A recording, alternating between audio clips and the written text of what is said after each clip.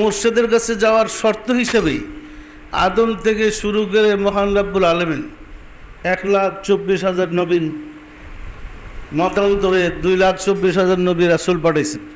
ওনাদের কাজই ছিল মানুষের অন্তরে, মানুষের হৃদয়ে ঈমানের বীজ বপন করে দেওয়া। যারা তাদের সংস্পর্শে গিয়েছে, ঈমানের নূর ধারণ করেছে, তারা মুমিন হয়েছে এবং চরম বিপদে তারা আল্লাহর সাহায্য পেয়েছে। আর যারা তাদের সহবতে যায় নাই, অন্তরে ঈমানের নূর জ্বালাইতে পারে নাই, তারা ধ্বংস হয়েছে, নিশ্চিহ্ন হয়ে গেছে।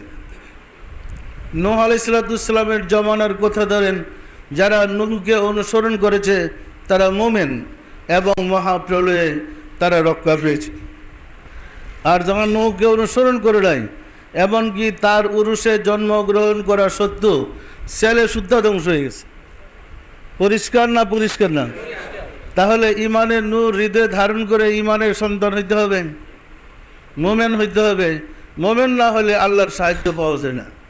মানুষকে, বান্দাকে আল্লাহর সাথে যোগাযোগ করে দেওয়ার লক্ষ্যে সৃষ্টির শুরু থেকে রাব্বুল আলামিন অসংখ্য নবী, অসংখ্য রাসূল প্রেরণ করেছেন।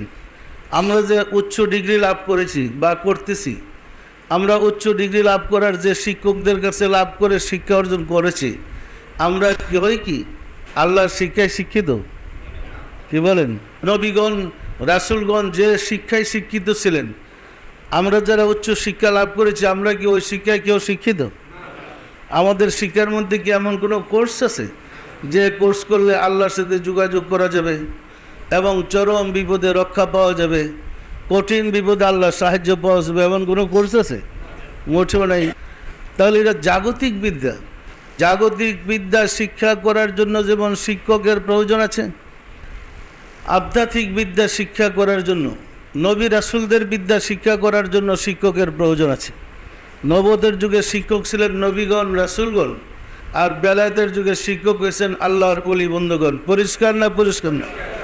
ওলি বন্ধুদের সংস্পর্শে গেলেই তার হৃদয়ে ঈমানের জন্ম হবে এবং সে ঈমানের সন্তান হবে। এবং দেখবেন তার হৃদয় বলতেছে বাবা। মুর্শিদকে যে বাবা বলে, মুর্শিদ কাউকে শিখাই দেয় না যে আমার বাপ ঢেকো, কি বলে নাকি? কত মশলা বাইর করে যে নিজের পিতাতে আরেক বেটার বাপ ডাকে, কি বলে না? বলে না?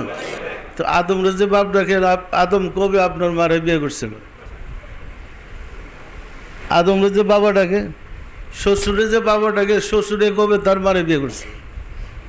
কি বাবা ডাকে না? ডাকে না?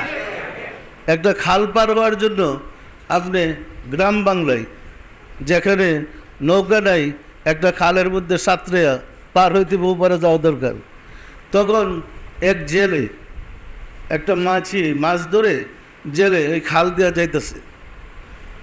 সাধারণত জেলেরা তো মুসলমান থাকে না, হিন্দু থাকে বেশি।